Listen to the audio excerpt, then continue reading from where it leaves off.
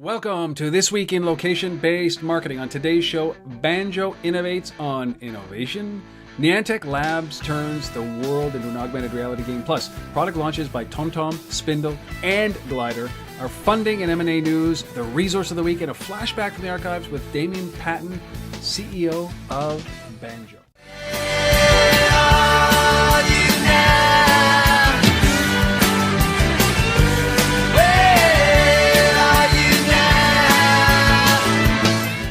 Welcome, everybody, to This Week in Location-Based Marketing. This is episode number 104.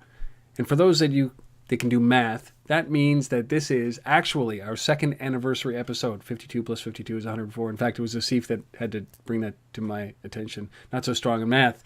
Today is November 18th, 2012. My name, Rob Woodbridge from UNTETHER.TV, located in Ottawa, Ontario, Canada. And with me, as always, this time from his home turf, for the first time in a couple of weeks, Mr. Asif Khan. How you doing, Asif? Welcome. I am great. Happy to be home. Happy to be representing the Location-Based Marketing Association right here in Toronto. And yeah, feeling good. A little tired, but feeling good. I can't imagine how you could be tired, man. Like what? You've only been traveling. You literally landed midweek from Singapore. I landed in Toronto, and then what? Like went from the airport, put a little bit of like washed your face, and then went and did a keynote presentation that afternoon.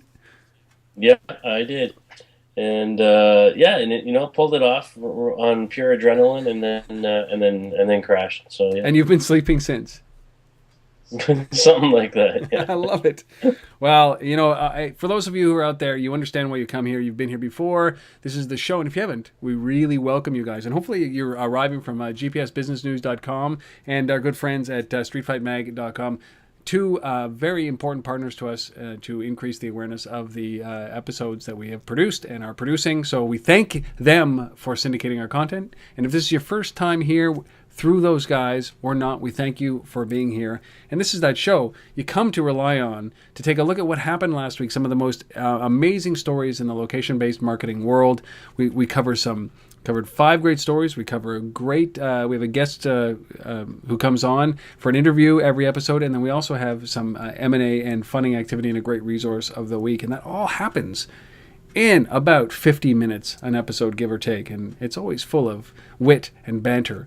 And these are the stories that Asif has collated, curated, put together for us. So we welcome you guys all. This is great. Before we get started, we have a monster show, a jam-packed show as usual. But before we get started, Asif, we covered Singapore last week. We talked to you just before you were going to London. Talk about the London event and then maybe push what's going on in New York City with the LBMA next week. So London first. How was that, man? London was great. It was a jam day, the local social summit, which is an event that's been going on for a couple of years now, and yeah, I really enjoyed it. A wealth of diversity in subjects, around local social and mobile. Had a really great presentation on the relationship between social and psychology. And kind of, human behavioral factors and how we relate to things. That was very enlightening for me. A really good, interesting panel on collaborative consumption. So companies like, Airbnb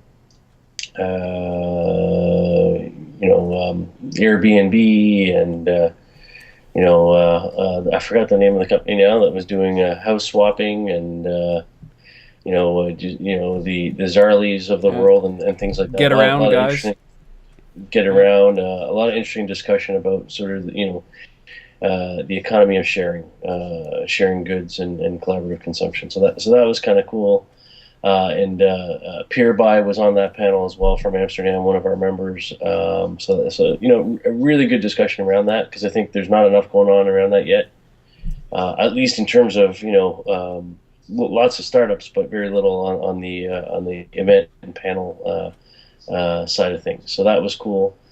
And then I did a presentation and a panel on big data as well, along with some of our friends from Urban Airship and Everything Everywhere and so on. So yeah, a really good event. Holy cow! But it just seems that that all of a sudden there is a great demand for these services and for people who have a little bit of knowledge. And our resource of the week, we're going to be talking about mobile marketing and measurement, a mobile marketing and measurement snapshot. And it just we were just talking about this before we started filming. Is that there is such a disconnect between what is going on out there and then people actually grasping what is going on there as part of their jobs are you starting to see that? And is Europe, based on your experience, so Singapore, London, coming back to Canada? I mean, are we on a level playing field everywhere, or is Asia, or is Europe, or is Canada, or the United States kind of floating ahead of others? Do you have an idea? I would say in general, I think it's pretty level.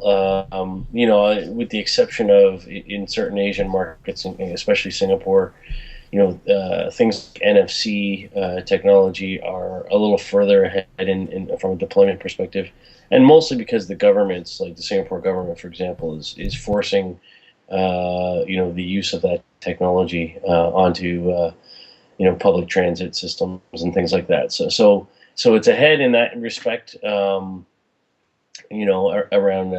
using mobile to pay for things and such, but. Overall, I think if you look at the different markets, I think we're pretty even. Good. So we're all struggling with this, to grasp this all at the same time, aren't we? Yeah, we are, and and I think to answer the second part of your question, or the second thing you asked me to talk about, which is New York. We're a week away now, so November the 27th, a Tuesday, and it's coming. The LBMA is hosting an event in New York. It's actually an afternoon event, a luncheon event on augmented reality, visual recognition of items in the world around us. Gold Run, Vivian Rosenthal from Gold Run will be keynoting that, and we'll also have a panel that includes Blipper and a few other interesting companies as well. So. Really excited about that. If you're in New York on the 27th and you want to learn more about augmented reality, I encourage you to come out. Are you going to be there, Asif? I will be there. It's a short flight, though. It is. It's like not even an hour. That's right. You don't have to basically have 2 days and 4 days of recovery at the end of New York. Well, sometimes you do, actually. New York. Sometimes you do. Well, so if you can make that, just go to the LBMA.com/events and you'll find out more information about that. And as always, stay in touch. I mean, there are many ways for you to stay in touch with what the LBMA is doing. You can sign up for the mailing letter, on the mailing list, which is on the website at thelbma.com.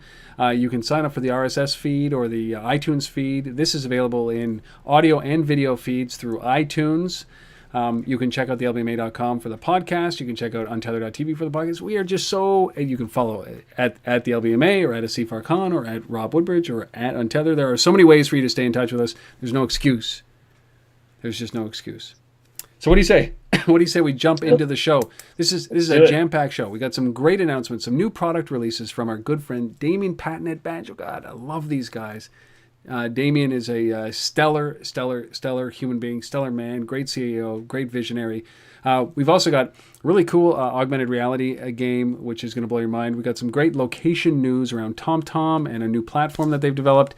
And we've also got some, as we said, a launch of a questionable product called Glyder. Our great resource of the week. We got we got 2 fundings and an acquisition, and of course, we've got our interview that's coming up midway through this episode. So, what do you say we jump into this? Our first story is going to be around Banjo because it is so significant. Banjo just released version 3 of their app, and I can't find fault with this. Can you find anything wrong with this, Asif? No, but I mean, anything that Damien Patton does is hard to find fault with. I mean, the guy's just like an inspiration to everybody. I mean, so here you have. What startup do you know where you could point to the CEO and go, "Here's a guy who did 2 tours of duty in Desert Storm. Was a chief mechanic for a NASCAR team. Already did a startup, spent some time at MIT, and now he has a phenomenal thing called Banjo. There's not many people. There's not many people like Damien Patton out there, and we had the pleasure of meeting him. I had him at UNTETHER.talks, and man, oh man, just a genuine guy. We went out for dinner with Damien, and He had probably like a 78-ounce steak. So add that to the lore of Damien. He is not only a two-time veteran of Desert Storm, he is also a NASCAR head mechanic and the CEO of a successful startup in the mobile space, visionary, and he can eat a 78-ounce steak.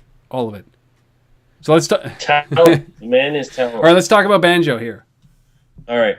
So Banjo's obviously one of the leaders in the world of social discovery apps. I've been using it for a while. You've been using it for a while, and they've announced a new version of the product just this past week. And really, the key to this new version is the integration of your location and your friends and so on and so forth. By pulling together all the other platforms that people use into one place. So it's integration with Facebook and Twitter and LinkedIn and Instagram, but sort of pulled together with location as the unifying feature. And so the idea, what you have here is it's about what's happening around you right now, but also what's happening within your network, from a friend's perspective, via all the other platforms I just mentioned. And so it's a little bit of location plus, a temporal element kind of blurred together, but giving you the ability to not just see what is near you, specific to location, but what's happening in other locations that is connected to you via friends through these other platforms. So that's really, really cool. I think it's a really interesting way to use location. Yeah, and I'm just it'll eventually, maybe it'll get a little bit less fuzzy, but I'm showing you my screen. I love this. The idea that I can actually teleport myself to a city other than what I'm at, to see what's going on, see what my social sphere is doing, and across all, like, this is the termination point for all your social, your LinkedIn, as you said. So I like this, and I like the fact, there seems to be a number of companies that are huddling around this, like Highlight, and we've talked about that. Highlight, Glancy was one of the companies that was picked up, but focused around the who's around me right now. How do I get in touch with somebody right now? How do I reach out to somebody right now? And I like the way that these guys have, and Damien has kind of pivoted this around to talk about, okay, so now it's not just about who's around you, it's about your friends and what they're doing in different cities and across the universe. And it shows you those links, those linkages that you would have if you want to get in touch with them, and how you're connected to them. Maybe it's Instagram and not Facebook or not Twitter. So I just like this. I'm still interested in how companies like this are going to make money.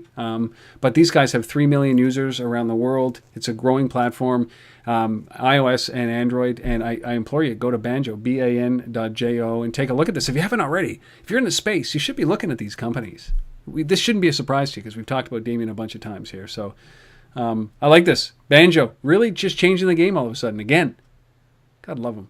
Damien, if you're listening to this, I'm really excited about this. There's some real uniqueness into terms of how they pull this together. They've patented this, by the way, this formula that they put together. So, it's something that they obviously have put a lot of thought into and figured out how to do it really well and in a unique way. So, I applaud them for that as well. And it's not just places. It's or what people are doing in places. It's events. It's temporal. I really like that aspect of it. So, take a look. BAN.jo. Yeah. Banjo. Damien Patton, the hero. All right. So that's at BAN.jo. Go and take a look at Banjo if you haven't yet. Shame on you again. This is one of those companies that you should already know, and you should be jumping into it. So you are, as we said at the beginning, you're going to be in New York next week talking about augmented reality with a whole bunch of other companies that are in the middle of this. Companies like Gold Run that we've talked about before. Let's talk about this. This is a Google-owned company, isn't it? That is now launching this product called Ingress, which is a augmented reality location-based game that is using the world as its game board. What was the net effect of the Niantic project? We had crossed a threshold in which global security could be at risk. encrypting the data was the mistake. This is not psychosis or some cognitive break, but an actual takeover of the mind. Much of the public sculpture found in our cities is based on design seeded in the human mind. Certain places have an energy that not only attracts people, but attracts events. The mission of 13 Magnus is to monitor the effects of mind hacking. Obviously, this will be done with the highest of security, to make sure that the ideas do not contaminate or threaten humanity. This all leads to Niantic. I know that many tools will be needed to fight this battle. You just have to know where to look and know what you're seeing. Portals emit exotic matter into our world, and that matter has certain effects on our world. I started noticing that there were energy fields, anomalies on Earth all around me. A few of them exhibit properties that are as yet unexplained. I know that there are others out there, What if they're already among us, but we don't realize it? and I must be prepared to work with them or fight them. They are coming. Something's wrong out there in the world. This doesn't feel like a scientific study. The one hope lies in understanding what happened at Niantic.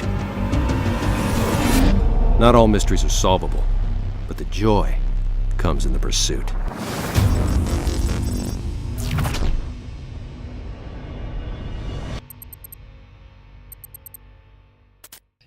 I've talked before on this show about location-based games. We've talked about Massive Damages, Please Stay Calm, Shadow Cities. We've talked about Red Robot Labs. There's a lot going on around, playing games in the real world that are connected to physical location. And so this is another one that comes from a group called Niantic Labs, which is, as you alluded to, is owned by Google, and this one's called Ingress. The interesting thing here about Niantic is they also built an app called Field Trip that we talked about on this show a little while ago, which is a kind of like a location-based travel guide. Map your travel experiences. So we talked about that not too long ago, maybe a couple months ago, on this show, and so that comes from this same group. This thing's interesting. This is, as you said, the world is the game board. It's about going around and unlocking clues and gathering objects and interacting with other players. Apparently, there's two sides to this. The premise of this game is there's two warring factions going on here. One called the Enlightened, and one called the Resistance. And so you have to decide whether you're part of the Enlightened or the Resistance. You have opposite views on what's going on and fighting for power and energy and so on. It's been described as a virtual game version of the TV show Fringe, if you've ever seen that. So it's kind of like that. You got two worlds going on, existing, and location in the middle of that. So kind of cool. I think there's a lot of opportunity for this type of gaming. Certainly from the LBMA's perspective, we're involved with a number of companies that are in the gaming space. So I like it. Android only. Android only. That's what I was going to say. Yeah, full 100% Android, and I think that it's launching on November 30th. So if you're listening to this prior to November 30th, I think that it's still in a closed beta. But I think that the speculation is that the 30th it will be launched. So it's by invite. Invite only. But if you go to ingress.com, ingress.com, you'll find some more information. And the video that we played at the beginning of this segment will not make it any clearer what the game is. So, and I haven't seen anything that makes it very much clearer. This is as clear as it's gotten. And I think that I want to be part of the Resistance. I don't know about you, Asif. Not the Enlightened, the Resistance. It's always a little grungier. Yeah. So check out ingress.com, ingress.com, a new augmented reality game by a company that is owned by Google. The company's, and that's why it's Android only. The company is Niantic Labs. Very cool. It's our second story. We talked a long time ago. One of my other favorite companies that is out there killing it right now is Urban Airship. They bought a company called Simple Geo that was this open source GPS and data point database, and they've integrated it since inside of Urban Airship. So the reason I bring that up is that TomTom just announced a new location-based services layer, I guess, database servicing offering that they're now selling, which is essentially what Simple Geo was back in the day, but now it's obviously with TomTom's data, and TomTom powers things like, hey, Apple's mapping app, and among others. What do you think of this play, Asif? I like it, and first of all, because we have a lot of viewers in Amsterdam since we have a chapter there, and want to make sure we say this. It's TomTom. Yes, my bad. TomTom. Anyhow, TomTom launches a location-based services platform. It's a developer portal as well. So there's a bunch of APIs, a software development toolkit that comes with this. This is about this is an enterprise play. This is about enabling businesses to build their own apps, leverage location. It could be fleet management, route planning, traffic management, all sorts of things like that you need. And rather than going out and obviously building those from scratch or doing it on your own, here's a toolkit to power you and get you moving faster in that category. So I like it. I mean, obviously TomTom has been at this for a while in terms of their own offerings, their own commercial offerings, and so now they're just packaging up what they've already had and what they've done really well for years, it seems. And making it available to others. Yeah, and what I like about this as well is that they're making their traffic web service available as part of this, and they said here they're downloadable iOS, Android, and JavaScript software development kits, so that you can bring this right into the mobile space. And it's also got it's cloud based, so obviously it's optimized, and this is the same data that TomTom is servicing or providing for all the other apps that are running out of this. And I think that this is that we know that location is dial tone now, and this is that ability to now just add location. There's no excuse for you not to have it in your app, as well as certainly on your desktop. And they do native geocoding, which is basically you can type in an address and it'll put out there, and you can use a longitude and latitude. And I remember the very first app that I ever made on Google Maps way back in the day. It was really funny. It was a Springsteen tracker app, which allowed me to, not a word of a lie, it allowed you to, I had a database of every single Springsteen show ever done on the planet, and it allowed you to, choose the places that you saw him at, and then keep your personal playlist, basically your personal tour list. And you know what? I had to go and I had to find the longitude and latitude of every location. It was a pain. But, certainly the native language encoding that these guys, the geocoding web services that these guys do now is much better than it was back then. I wish I'd done that today instead of, whatever it was 7 or 8 years ago when that started. It's never too late. I'm going to make a living out of Springsteen somehow. I just got to figure it out. I can't make a living listening to him. It doesn't work that way. Not at all. So, TomTom, if you're interested in this, the best way to do this is to go to developer.tomtom.com. So for those of us in North America, it's spelled exactly TOMTOM.com. So developer.tomtom.com. It's pretty cool. All right, our fourth story here. This is an app that really kind of generated a lot of activity, a lot of buzz this past week. An app called Spindle. And this is... Why don't you explain what Spindle is, Asif? And then we'll come back and have a good conversation about this. Well, Spindle, falls into that category of social discovery again. It's iOS only, first of all. It got a bunch of buzz because it also comes with some funding recently, $2.3 million in funding from some pretty big names, Polaris, Greylock, and a few others around that. I think the uniqueness about this, if I was to draw something out, is that it's not just about finding places around you or finding things around you. It's powered by businesses leveraging Twitter and other platforms to actually promote information effectively about those businesses that is prominent, tied to a location. So if I go to an area and I say, show me pizza places around me, which you can do on Foursquare, it does. And Spindle does the same thing. The difference with this is that if a business has gone, a pizza shop has gone onto Twitter and said, hey, come in right now in the next hour and 50% off, Spindle will pick up on that and marry that up with the other social discovery information and kind of bring that one to the top of the list, so to speak. So it's factoring in data from Twitter that is, I guess, has a temporal element to it as well. Yeah, I mean, I like the concept. This is as local, hyper local as you can get, and this puts the onus on obviously the business to be very active in the social sphere. So to be active on Twitter, Instagram, or Facebook, but this is very competitive. This space, it just seems we see this all the time where companies or startups congregate around an idea, and we talked about eavesdrop a little bit earlier. In a previous episode, we talked about Banjo just a second ago. These are all companies that are kind of taking a different angle on the same thing, which is local discovery. You can do it through humans and human referrals, or you can do it through the retailers or the outlets or the businesses pushing out data to you that may be of interest to you. And my latest addiction is an iPhone app, and this is an iPhone app that we're talking about.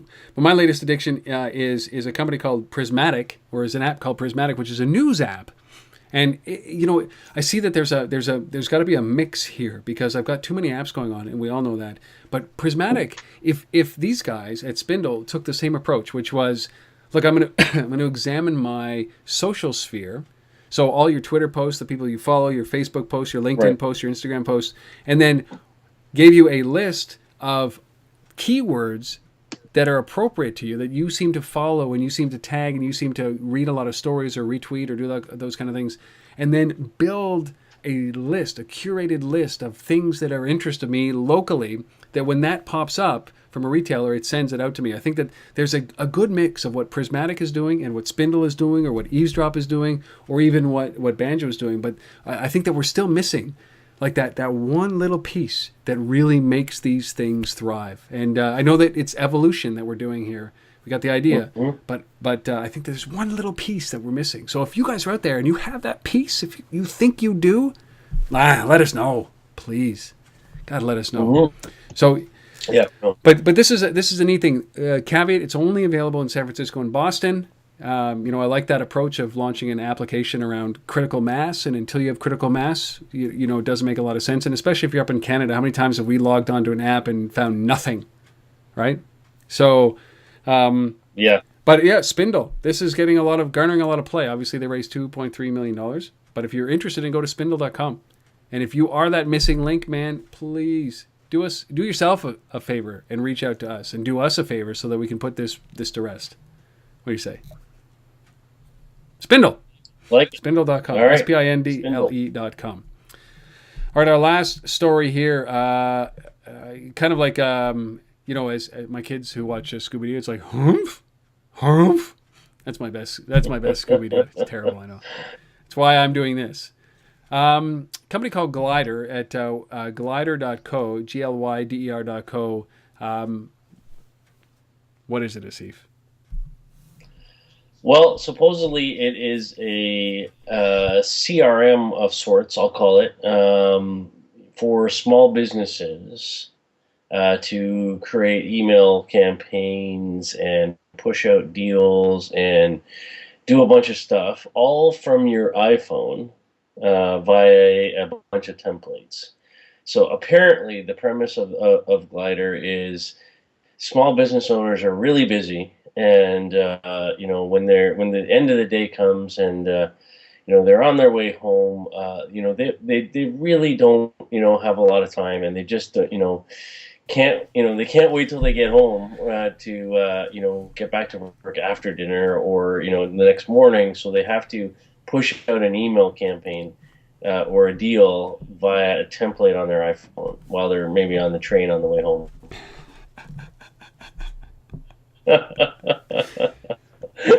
Something like that. So how does this happen with a guy with the pedigree of the guy who started this? Like he started. What was the other company he started with? Yeah, so Glenn Allen is the guy's name. OpenTable. Oh, yeah, I heard of it. He's one of the founders of OpenTable. Phenomenal company, great success. Love what he did there. Also, another guy who's involved with this one, Glider, is a guy named Alan Wells, who is one of the key mobile designer guys from Zynga. So, I mean, there's certainly pedigree here. I just really struggle with the premise of, a CRM platform of sorts for, creating emails and SMSs and whatnot from an iPhone. I can't bring myself around to that. But anyway. We send email and SMS and Facebook messages and Twitter posts from an iPhone. So why not send an entire campaign, right, to your most important people, which are your customers? The idea. There's two things that are staggering with this is that if I got a message like this one that I'm going to pull up on screen. Sorry if you're not watching this on video, but basically it's a canned message that it says thank you, and it's got the kids blocks that say thank you and open hands, and you're supposed to tailor that message. If I got a templated message like that, I would be offended. Because I don't think that you really give a damn about it. And any business owner out there, here's a lesson for you. Any business owner out there that is thinking of using something like this without really putting any effort into it, like that's what the benefit of this is. Like your whole goal should be about driving customer awareness and growing your customer base. So if you don't have time for it, get out of business now, because it's going to be a painful business for you if you're not in the business of actually trying to drive marketing, messaging, and pushing that out. And if you're not leveraging all the social tools. So most business owners, I would say are the opposite of this, that they go home and then they do the things that are necessary so that tomorrow is a busy day at the restaurant. You know what I mean? Like it just seems like this is a place without a market. And the last thing that you're going to be doing is taking the subway home or driving home and like, okay, I got to send a text message out and I got to send, here's a picture of a hamburger and I got to do. No, this is. No, I just struggle with the utility of it. I'm not questioning, that it's not well built, or the templates look great, or the functionality is solid. I trust that. By the way, I haven't played with it. But just why? I trust that it is, given the pedigree here and the mobile design expertise from Zynga and all that kind of stuff. The utility seems very strange to me as a small business owner. Which I have been many times, as you have you. So, anyhow. Well, the revenue. We move on. The revenue model is interesting because it's kind of like that Zynga approach, which was like, the app is free. You have a certain number of things that you can do for free, and then if you want to buy templates, advanced templates or advanced messaging or whatever it is, new services come on, you'll probably have to pay for those at 99 cents a shot. And although there are like 20 million small businesses in North America, if each one of them bought one. If you got 100% of the small businesses and they all bought one template, that's a $20 million business. That's a hard business to scale. It really is. And so, you know what? So with that, I think it's time to glide on to the next thing. Yes. Well, those are the 5 stories. If yours wasn't in there, I bet you it was better than Glider. You should have reached out and told us about this story. So we had Banjo's new update. We had Niantic Labs with their Ingress augmented reality game. TomTom releasing their location-based services platform. We had Spindle, the new Spindle app. And, of course, we had Glyder. Go and check them out. Please support these guys who are actually innovating around this space. And go to their websites, download their apps, and if you happen to bump into the founders, just say, hey, we heard about this on This Week in Location-Based Marketing. Rob and Asif could not stop talking about you guys.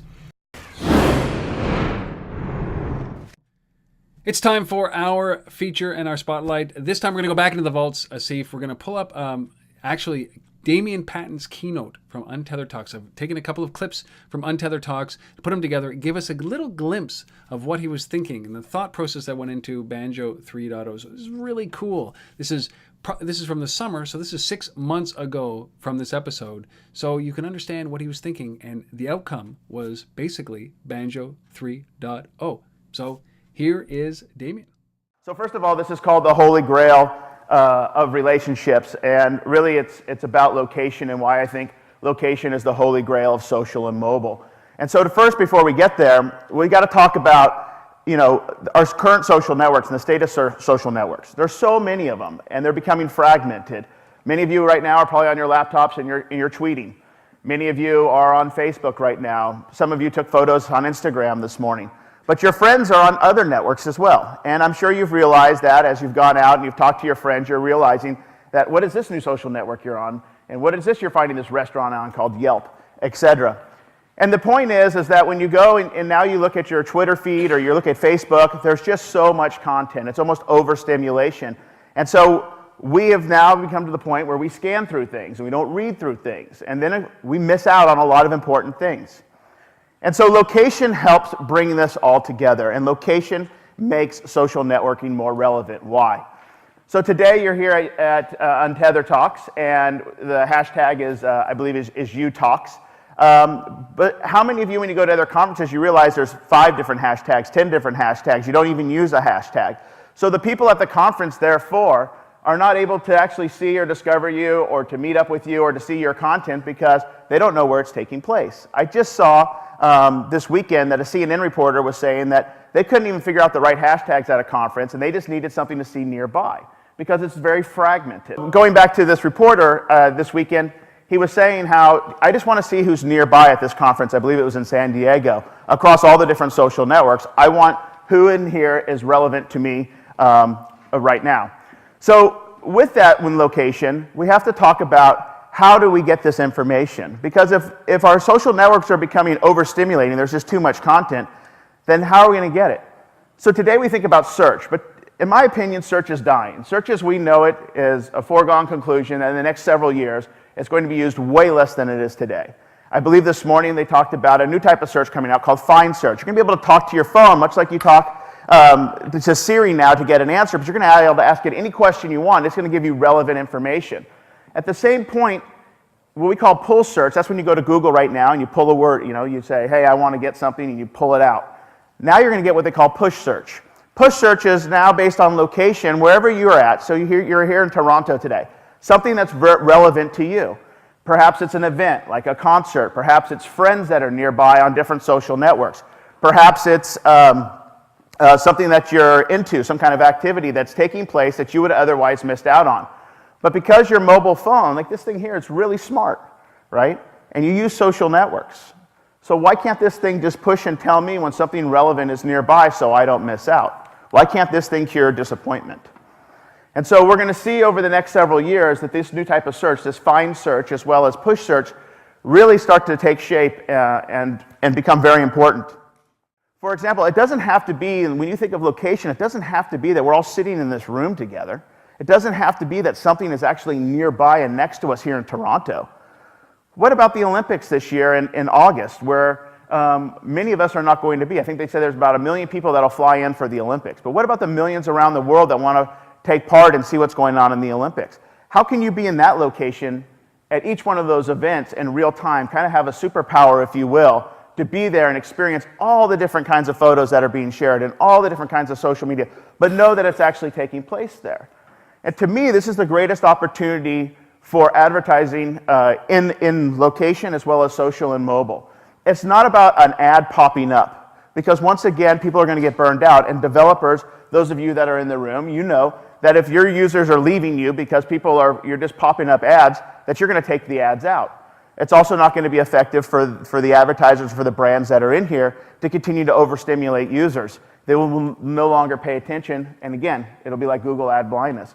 So what are things we can do? So to me, we got to have a huge paradigm shift in the way that we do advertising on this smaller device, right? When do we do it? How do we connect with our customers, our users? And so I'm just going to give you one example of a different type of advertising that we can talk about. So Rob mentioned that I used to work in the sport of NASCAR. And in fact, this weekend, day before yesterday, I was out in California at the NASCAR race. And if you look at brands and sponsorships, you'll know that auto racing is one of the most brand loyal sports in the world, whether it's NASCAR, whether it's Formula One, whether it's IndyCar. And why is that? It's because the fan, the user, has an emotional connection with the driver, the car manufacturer, or the team itself, or maybe even a track. But wrapped in that is this brand, is this sponsor. And because of that emotional connection that user has, they share it with their friends. They make those choices when they're out shopping, even when it's subliminal.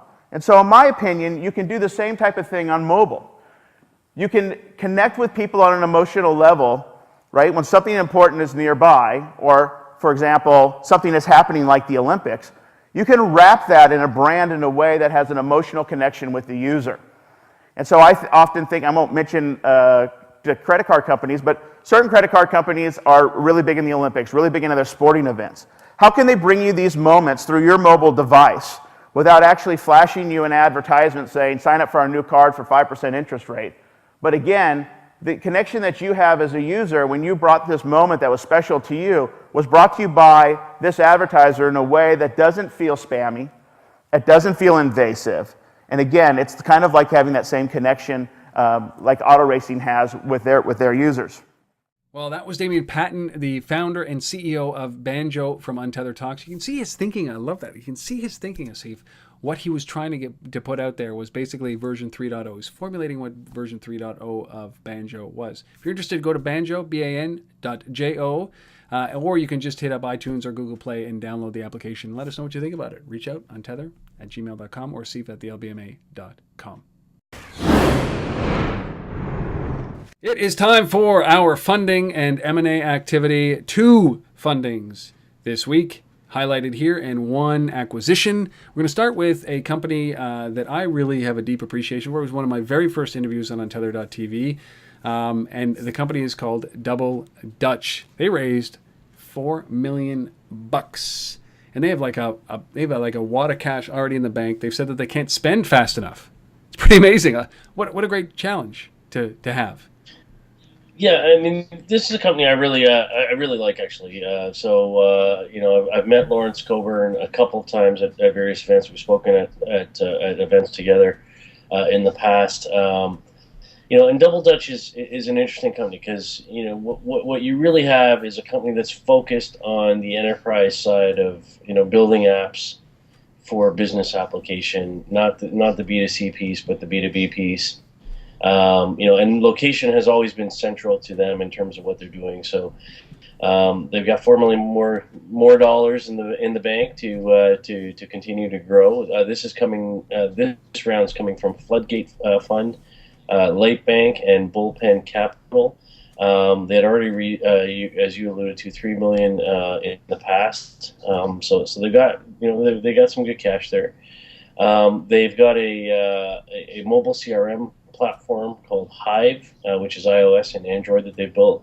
The nice thing about these guys is it's not just a toolkit that they have available for you to work with, but they also build apps that are enterprise based and kind of push them out into the marketplace and try and get businesses using them. So one of the ones that's really successful that I've come across in the past is Flock, Flock. So you might want to take a look at that. It's an app for event management, mobile event management. So conferences and that kind of thing. Pretty interesting. Apparently, just that one alone, there's about 140 enterprise customers, including Cisco and Lowe's and 3M and a whole bunch that are using that. Pretty good stuff, pretty powerful stuff. Lawrence is a impressive guy, so there you go. Yeah, you know what he $4 more million in the bank. And what he said this is what I love about Lawrence, right? He's so open. This guy is just he's an open book. He says this is to TechCrunch, right? So no small media outlet. He says we should be spending more money. He laments, like he's like, oh, we should be spending more money. 2 of our last 3 quarters have been profitable. And we like to call it accidentally profitable. I'm not super proud of that. I feel like we should be spending faster. Right? He's accidentally profitable. Like, how many people would like to fall into profitability, right? Oh my God. Yeah. So Lawrence, congratulations, guy. $4 million. Congratulations. I love the place that they're doing. So I think it's great. If you're interested, I think he'll get a call this week from us about sponsorship. Yeah, exactly. If you got some money to spend, buddy. Lawrence, come on, pal. DoubleDutch.me, exactly as it sounds. DoubleDutch.me. That's great. $4 million. All right, so our second story, this is an acquisition. This is we've talked quite extensively. Obviously, this is about location-based marketing, but we've talked extensively. We talked about TomTom earlier in the episode about their location-based services play. We've obviously talked about all these big players that are in the data side of it and the mapping side of it. And here's another player called Nokia. They have a massive obviously a massive mapping endeavor. It might be the future of their business. Who knows? But they just picked up a company called Earthmine, which does 3D layouts. I guess is their big play, right? 3D, bring 3D rendering to maps. Yeah, we've talked about other acquisitions in this space in the last year or so.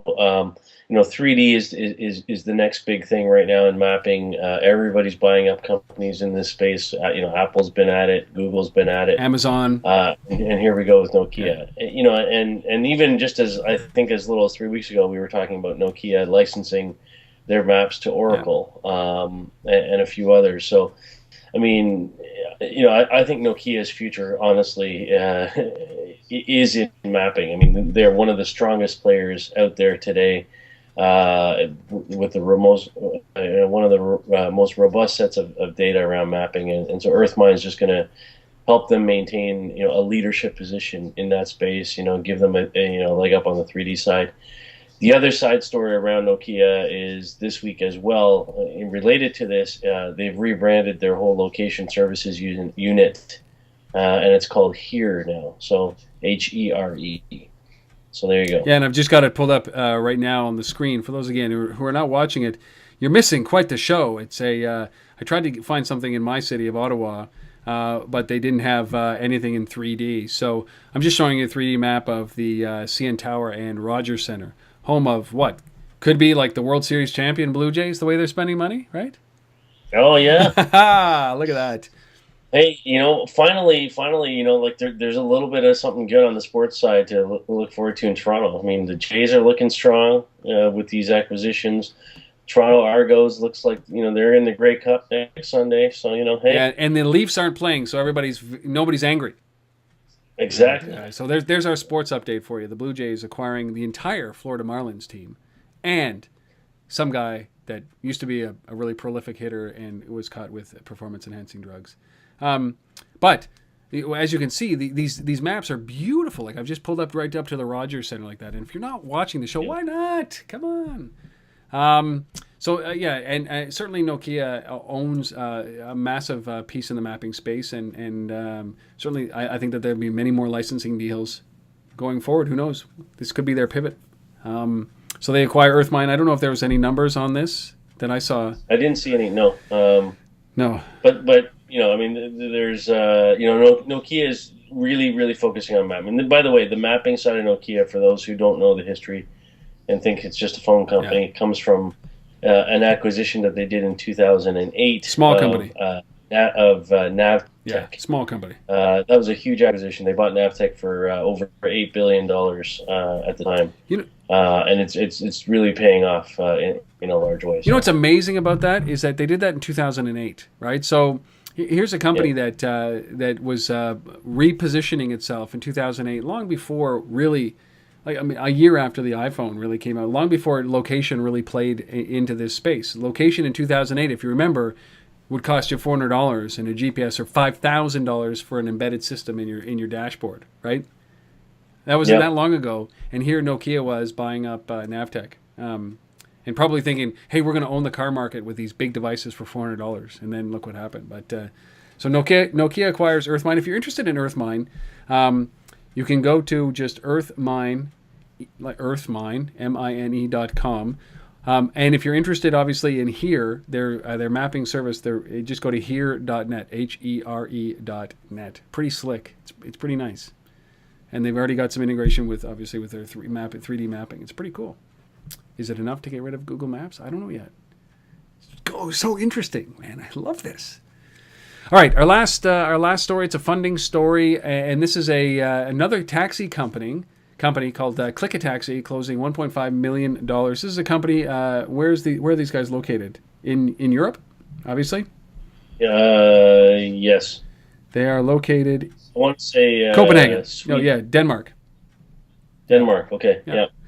So this is basically kind of an Uber equivalent, or is it? It seems like it's much broader than Uber.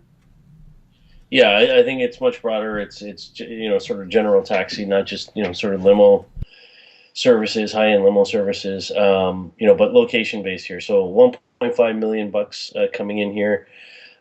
focused on the European market. They launched in the UK and Ireland in June. And now they're going in Austria, Germany, Spain, Switzerland. They're trying to be all over Europe, Western Europe by the end of 2012. So these guys are going fast on the growth side. Yeah, I mean, the whole sort of location-based taxi world, or hire a car, to more generalize it, if you want to include Uber. Uber would say we don't do taxis, so I think this is a big market. I mean, so the whole that thing of using GPS, booking a car, tracking the car's route to arriving to where you are, and paying for it through a mobile phone. I think there's a lot of power in that, in enabling the consumer to kind of get something when they need it. I mean, I'm always traveling, always looking for taxis. I use these services all the time. There's another one actually that launched out of Toronto that's already pretty big in North America, called Halo.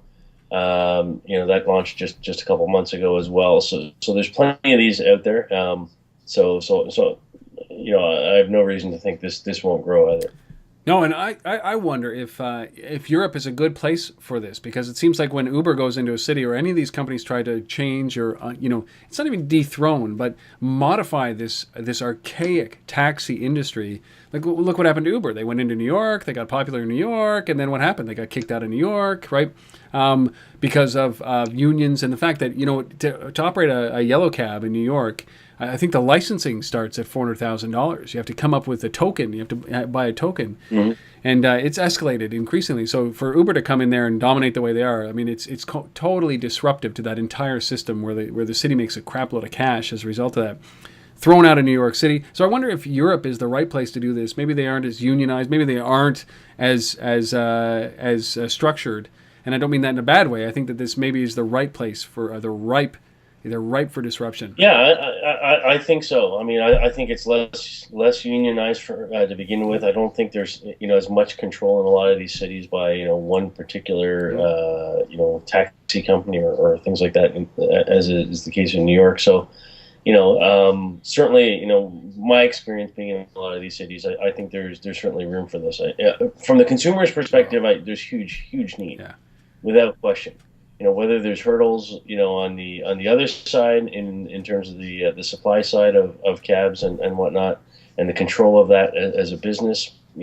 Technology like this is all about disruption, and you got to push it. You got to see what happens. So. There's nothing stopping you from calling my phone number to get a ride, right?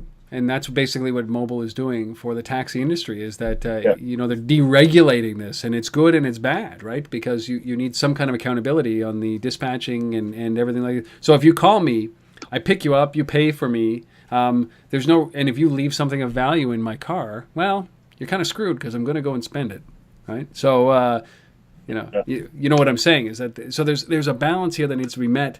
But just basically putting your head in the sand and saying, no, we're not going to do anything about it. We're just going to keep you out of the city, and we're not going to think about disruption. Not so good. Bottom line is, hey, Rob's number's available if you want it, let me know, and I can hook you up. We're looking for a second source of income. I'm going to be out, overnight, doing the overnight shift here in Ottawa. Yeah. So, all right, so those are the three stories: funding and M&A. DoubleDutch closes $4 million. Click-a-Taxi raises $1.5 million, and of course, Nokia acquires Earthmine for their 3D mapping and a bunch of other stuff. And check out here.net if you're interested in seeing how Nokia is doing in the mapping space. So now, just our resource of the week. That's what stands between this episode being over and Asif actually putting his jet-lagged body to bed. So we are going to do this. This is an interesting play. This is called Mobile Marketing and a Measurement Snapshot. This is done by a little bit of combination. What is it? Google Analytics and ClickZ. Yeah. What is this, Asif? This is pretty cool.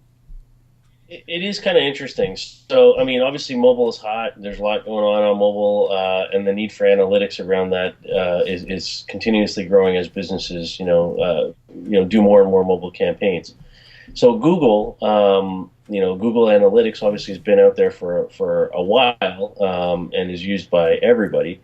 But they're putting a big focus right now on mobile measurement and mobile analytics, Google that is. So this is a little test project that they've done in combination with ClickZ, to kind of get a feel for that before they, I think, go full blown and release a Google mobile analytics platform. There's some interesting data here. So I don't know if you want to jump into the data, Rob. Or? Yeah, I mean, there were a few things in here. That really got my attention here. Is that there's a couple of statistics here that said here it is 59% of those surveyed consider themselves either novice or inexperienced in measuring mobile. So the recommendation is obviously investing in training is probably a prudent approach right now for many organizations out there. Because the flip side of that is that they said 58% of marketers are currently accountable for mobile metrics, and more than 1/3 are already sharing internal dashboards to show mobile marketing results. So it's kind of like a disconnect between those people who 58% say that they are novices in the space about reporting it, but 59% of the people that responded to this are actually, it's part of their job to do this. So this is a big challenge. Mobile is not simple. This is not just about analytics about clicks and click-throughs, because this is a different measurement system altogether. And I think that this kind of shows you the disconnect between what people are expected to do and what their level of understanding of this industry is. Right. It's pretty sobering if I'm an organization out there, and I think that it's widespread.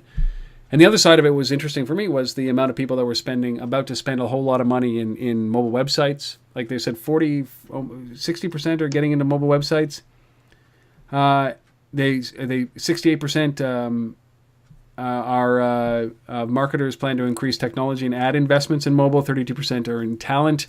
It's like there's a disconnect again. Don't spend in technology and advertising until you've spent in the knowledge part, so that you're spending the money wisely in the right place, right? I mean, we always throw a technology solution or an advertising solution at a problem that a great mind in that position would be able to do much more effectively. So I think 2013 is going to be an incredible year for the mobile space. And my only hope is that in 2014, we're not talking about the 2013 hangover, right? Okay, let's recoup, or let's regroup and cut our losses, and let's do it right the second time. No, we learned that in the web space. Do it right the first time. Find somebody who understands the space. Hire them. Pay them what they're worth. And they will help you drive revenue for your business. And that's what this tells me. Yeah. And if you're interested in this space and you have an Android device, I highly encourage you to just go to the Google Play store and download just Google Analytics, from there, and you'll see kind of the power of what's available in this app. It's pretty interesting. I'm looking at it right now, and some of the screenshots of visually how they represent some of this data is pretty cool. Well, it is, and I love these kind of things, right? It's just analytics. Data is the new gold, my friend. It's worth more than anything you can do. So. You've got to be able to manage this, and you've got to be able to track the right analytics, which is the key as well. So I really like this. So this is at searchenginewatch.com. If you do a search for mobile marketing and measurement snapshot, you will find it through Google. There's also a link, obviously, wherever you found this show, either in the show notes over at GPS Business News, or at UNTETHER.tv, or on the LBMA's website, or on Street Fight Mag. You have so many options, so many places to go. And that is it.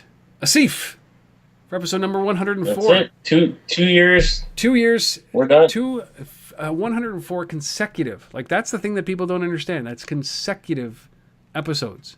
We have not missed a week in 2 years. Let's just think about that for a moment. We need a holiday. We're going to take 2 weeks off. This industry is not slowing down. That's the greatest part of this. So if you guys are out there... you know what we're going to have to do, Rob? What's that? We can't afford to take holidays. No one's paying us to do this. No. So we're going to have to get on Banjo.